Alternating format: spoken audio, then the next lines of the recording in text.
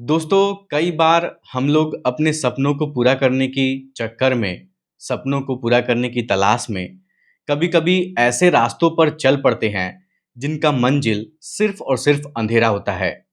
दोस्तों, ये कहानी है नेहा की, जिसकी मासूमियत को, इज्जत को एक धोखेबाज दरिंदे ने लूट लिया था। दोस्तों, ये सच्ची घटना है गाजीपुर जिले के एक छोटे से गाँव की। वहीं पर रहती थी नेहा नाम की लड़की, जिसकी उम्र केवल 17 साल थी। उसकी आँखों में बड़े-बड़े सपने थे, उसके दिल में एक बहुत बड़ा उम्मीद था। नेहा की माँ चाहती थी कि उसकी बेटी पढ़ लिख कर कुछ बड़ा आदमी बन जाए, अपने पैरों पर खड़ा हो जाए। तभी दोस्तों एक दिन की बात है, नेहा की माँ और उसके पिताजी घर के आंगन में बैठे हुए थे। तभी एक व्यक्ति सूट-बूट पहनकर दरवाजे पर आ जाता है। जब दरवाज़ा खटखटाता है, तो नेहा दरवाज़ा खोलने के लिए जाती है, तो उसको देखकर पहचान नहीं पाती है। दोस्तों, नेहा अपने पापा के पास जाकर कहती है कि पापा जी देखिए, आपसे कोई मिलने के लिए आया है, आप बाहर जाकर उनसे मिल लीजिए। तो नेहा के पिताजी घर से बाहर निकलते हैं, तो देखते हैं कि एक व्यक्ति सूट बूट पहनकर खड़ा है, दिखने में अच्छी पर्सनालिटी का आदमी लग रहा है, बड़े घराने का लग रहा है। दोस्तों, उस व्यक्ति का नाम गौतम सिंह यादव था। उसकी उम्र 28 साल थी। गौतम सिंह यादव खुद को बैंक का एक एजेंट बताता है। गौतम नेहा के पिताजी से कहता है कि मैं बैंक का एक एजेंट हूँ और मेरा बहुत बड़ा ऑफिस है और मेरे ऑफिस में एक कंप्यूटर ऑपरेटर की ज़रूरत है। अगर आपकी बेटी कंप्यूटर चलाना जानती है, तो मैं उसको अपने ऑफिस में नौकरी पर रख सकता हूँ और हर महीने 10,000 रुपए उसको तनख्वाह मिलेगी। अब दोस्तों, जब ये बात नेहा की माँ सुनती हैं, तो उनको लगता है कि जैसे भगवान उनकी प्रार्थना को स्वीकार कर लिए हैं। अब जल्दी से ही उनका जो सपना है, वो पूरा होने वाला है। दोस्तों, नेहा की माँ इस नौकरी को ठुकराना नहीं चाहती थी। नेहा के पिताजी भी इस बात से बहुत ज़्यादा खुश हो जाते हैं कि चलो बेटी की पढ़ाई पूरी होते-होते नौकरी भी मिल गई है। और दोस्तों, आप लोग तो जानते ही हैं कि जिस परिवार में अगर कमाने वाला कोई ना हो, 2-400 500 रुपए कमाता हो, अगर उस परिवार में किसी को 10,000 रुपए की नौकरी मिल जाती है, तो उस परिवार के लिए वो किसी सपने से कम नहीं होता है।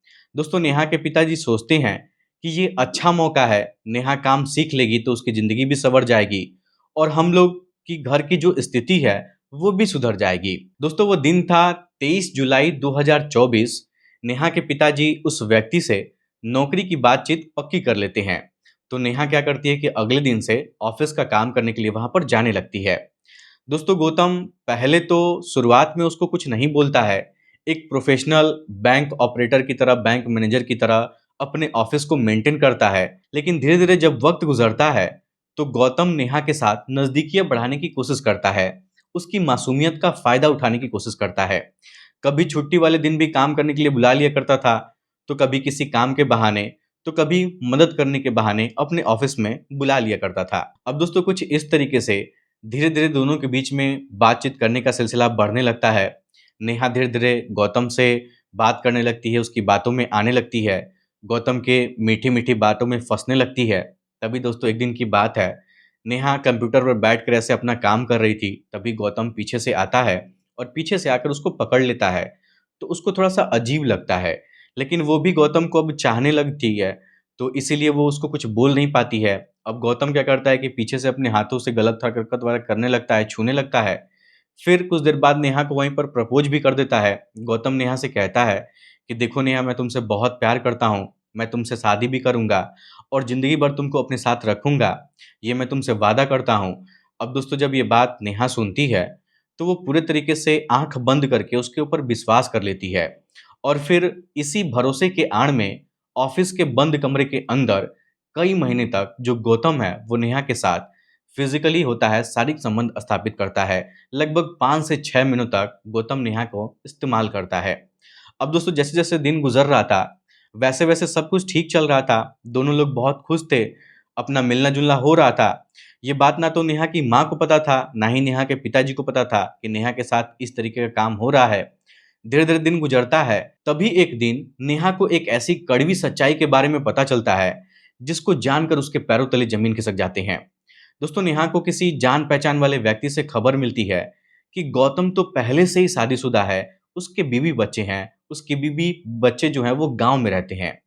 अब दोस्तों, ये बात जैसे ही नेहा सुनती है, तो उसके होश उड़ जाते हैं। नेहा तुरंत गौतम के पास जाती है और उसे सवाल करने लगती है कि तुम मुझसे झूठ क्यों बोले थे कि तुम सिंगल हो, तुम्हारी शादी नहीं हुई है।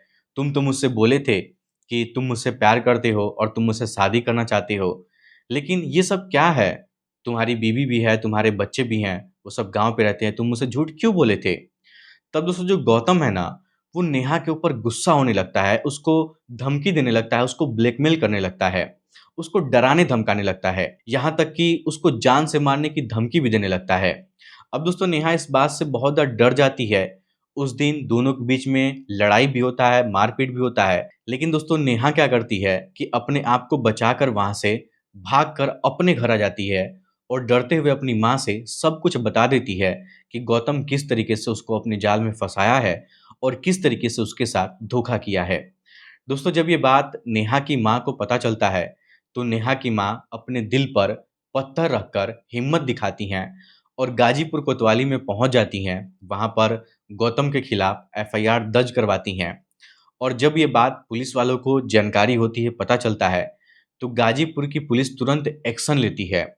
दोस्तों गौतम सिंह यादव को तुरंत कुछ ही घंटों के अंदर गिरफ्तार किया जाता है। सारे सबूत इकट्ठा किए जाते हैं और फिर गिरफ्तार करके उसको कोर्ट से कार्रवाई करते हुए जेल में भेज दिया जाता है। लेकिन दोस्तों नेहा और उसका परिवार आज भी इस सदमे से उभरने की कोशिश कर रहा है। अभी तक नेहा इस सदमे से बाहर नहीं निकल पाई है। लेकिन दोस्तों ज़रा-सा आप लोग सोचिए कि ये कहानी सिर्फ़ और सिर्फ़ नेहा की नहीं है, बल्कि दोस्तों ये तो सवाल हर उस माँ-बाप से है, जो सपनों को पूरा करवाने के चक्कर में, पूरा करने के नाम पर अनजान व्यक्ति पर भरोसा कर लेते हैं। जो लोग सोचते हैं कि अब भी पहले जैसा ही दुनिया है, अब भी दुनिया में बहुत अच्छे-अच्छे लोग पड़े हैं, जैसे पहले अच्छे लोग हुआ करते थे वैसे अब भी हैं। लेकिन दोस्तों मैं आप लोगों से बता दूँ, आप लोगों से एक हाथ जोड़कर विनती करना चाहूँगा कि दोस्तों आप लोग कभी भी किसी पर अनजान व्यक्ति पर भरोसा करने की कोशिश मत करिएगा। दोस्तों इस बात को आप लोग अपने दिमाग में बैठा लीजिए कि कोई भी अनजान व्यक्ति आपके बारे में अच्छा नहीं सोच सकता है और कोई भी अनजान व्यक्ति आपकी भलाई ज़िंदगी में कभी कर ही नहीं सकता है। कुछ लोग होते हैं ऐसे, लेकिन सभी लोग ऐसे नहीं होते हैं। अगर वो लोग कुछ कर सकते हैं तो सिर्फ़ और सिर्फ़ आपकी मजबूरी का फ़ायदा उठा सकते हैं। इस बात को आप लोग अपने दिमाग में कहीं बैठा लीजिएगा और ये बात हमेशा अपनी ज़िंदगी में याद रखिएगा। दोस्तों इस कहानी से हमें ये सीख मिलती है कि भरोसा करो, किसी पर भरोसा करो, लेकिन पूरे तरीके से आँख बंद करके भरोसा मत करो।